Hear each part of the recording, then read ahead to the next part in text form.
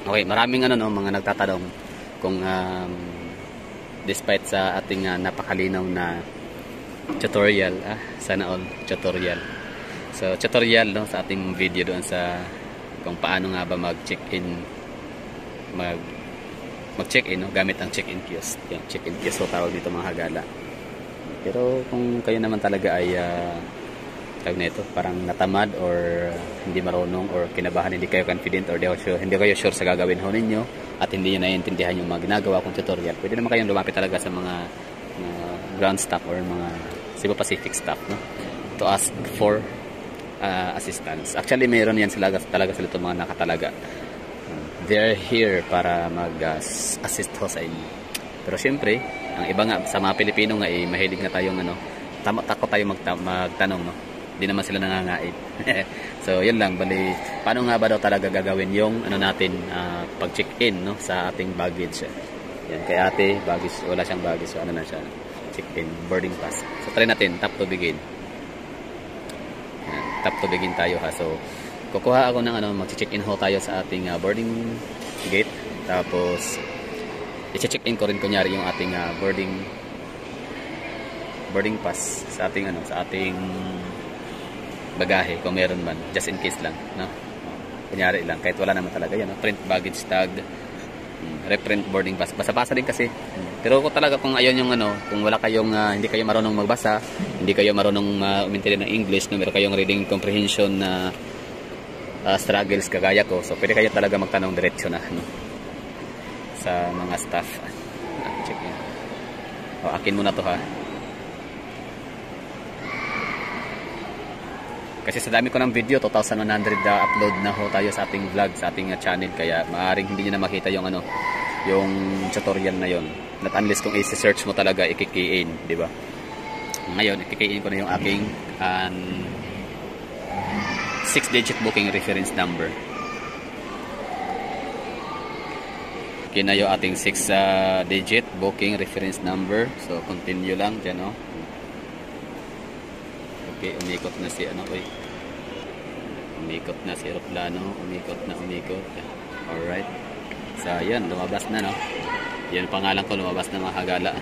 Alright, about to Manila. Tingnan natin. Tapos yan, basahin natin, no? Check-in reminders. Kindly secure that all items in your bags meet these requirements.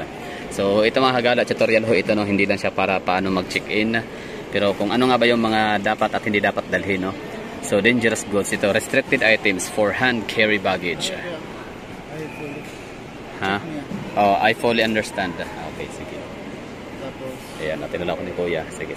Ayan, no? Wala, di ko patapos. Hindi mo patapos? Hindi.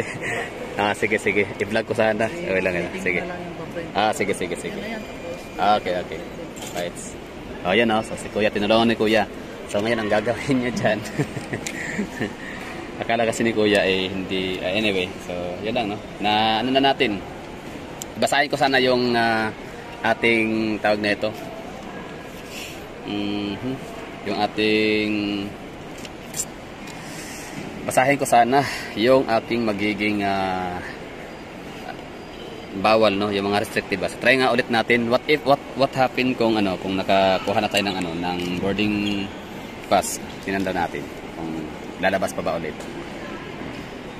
Yan na lang, no, ganun na lang siguro. So if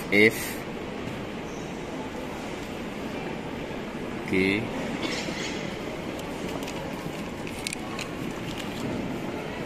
ito pala ang mangyari, no? So, reprint ulit. Gano'n pala mangyari kung makakuha ka na reprint lang, no? Sige, reprint ulit natin. Tapos paano na sa baggage na lang tayo? Baggage, paano ba simple rin, no? Yan, i-click mo yung back natin, ha? Back. Yan, may nakalagay dyan, check-in, reprint boarding pass, tapos print baggage tag. So, hindi na tayo mabasa yung meron naman doon sa counter din yung mga hindi pwede tsaka pwedeng dalhin. Ang kaso, ganun lang. Print baggage tag.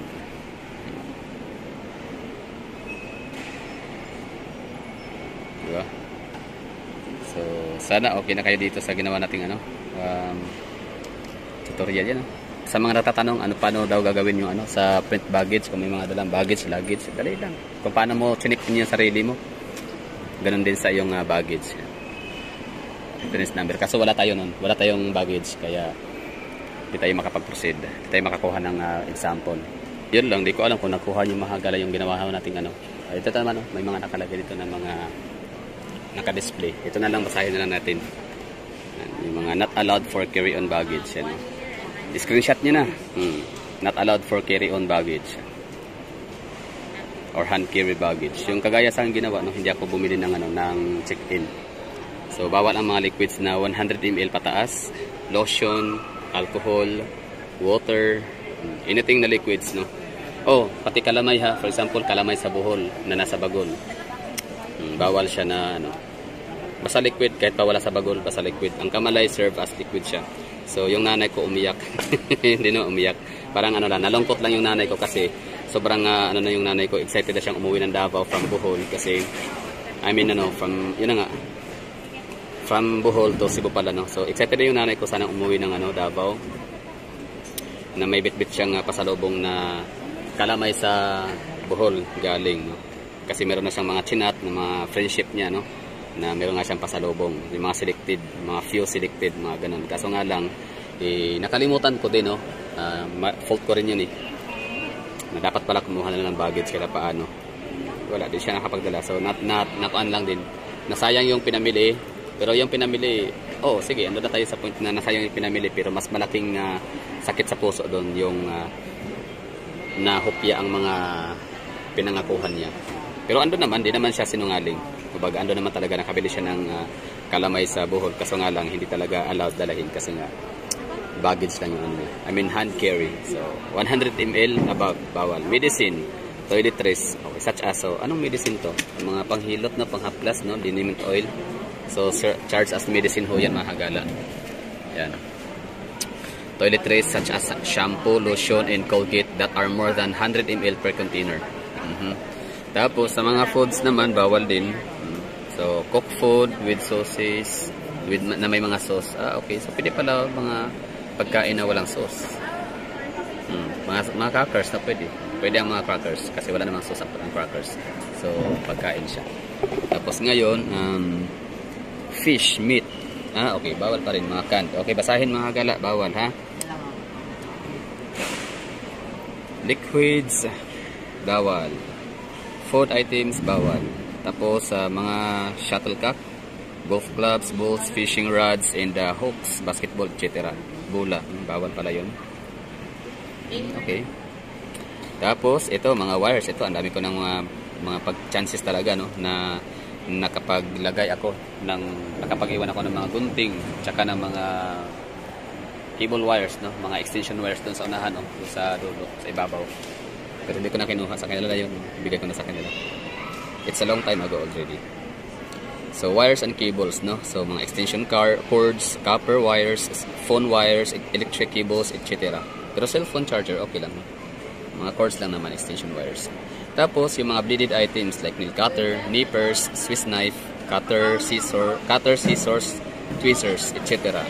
So, itong Swiss knife, hindi ko alam kung anong ibig sabihin itong Swiss knife. Itatanong ko natin kay Kuya. Tapos, yung cans and umbrella, bawal.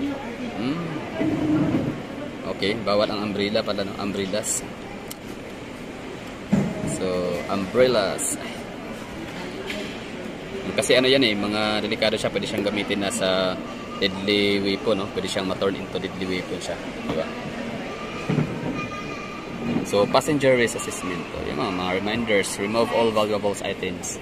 So, yun, no, ang aking concern kasi, meron kasi ako nabiling, yung, alam niyo, yung pang-camping knife na all-in-one siya, mahagala, yung, attach siya, kapag, all compact siya lahat, no? Meron siyang knife, meron siyang parang plier, basta kompleto sikados, yung pang-camping talaga siya. So, hindi pala din siya allowed. So, buti na lang, hindi ko nasubukan. Or else, maiiwanan ko ulit doon. Mahal yun. Nabili ko sa may, saan yun? Is Hardware ba yun? Ay, hindi pala, Is Hardware. Sa may basta, nabili ko sa Abrisa. Mahal yun. Kasi gagawa sana ng channel na about, pero wala din natuloy.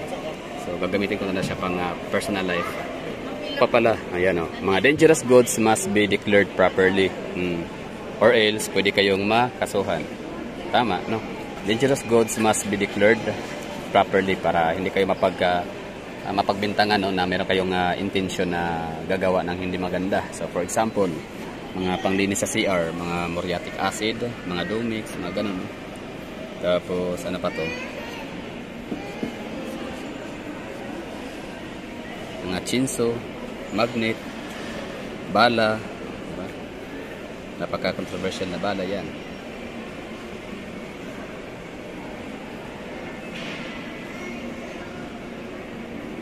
Lang, no? So sana ay naliwanagan na tayo. Kasama na ako doon, no? Kasi isa ko sa 1,000 isang tanga na nagtatanong pa talaga sa mga check-in counter kung saan na andyan naman nakalagay. Ang pagbasa lang din naman na. Kaso nga lang kasi English, no? Ba't kasi English? Shout out nga sa sa Pilipinas. Ba't kasi tayo nag-i-English? Hindi naman talaga tayo English hindi naman lahat talaga nakakaintindi ng English nakaka-English, no? Nakapag-intindi ng English. Ako nga, hirap ako eh. Dangerous goods include articles and substances which are flammable, corrosive, toxic, oxidizing, explosive, radioactive, infectious, compressed gases, dangerous when wet, spontaneously combustible, self-reactive, organic peroxides, dangerous to the environment, and other regulated material. Diba? So, yun. Maaga pa naman ang preto natin, pero sadyang nga inagahan ko ang purpose ko mahagala para ako'y makatipid sa window seat na ma-assign sa atin. So, imbis na magbabayad pa ako ng seat assign, no? Magbabayad ako para sa seat, window seat, or window view. Siyempre, bakit ako babayad kung meron namang libre, di ba?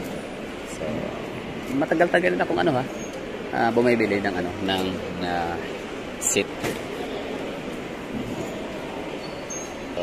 Napagbigyan ulit tayo ni ma'am. Window seat ulit tayo. So, thank you for watching. Yun lang, no? Ano ba mga tanong? Okay na yun, no? Yan lang, no? Ano talaga, mabilis na talaga kapag nasa queues ho kayo pupunta. Tapos, yan lang. Kaysa pipila ho kayo. Ito yung, kinuha na pala yung aking dati. Yung isang boarding pass. So, thank you for watching and bye-bye. Ending at Happy New Year.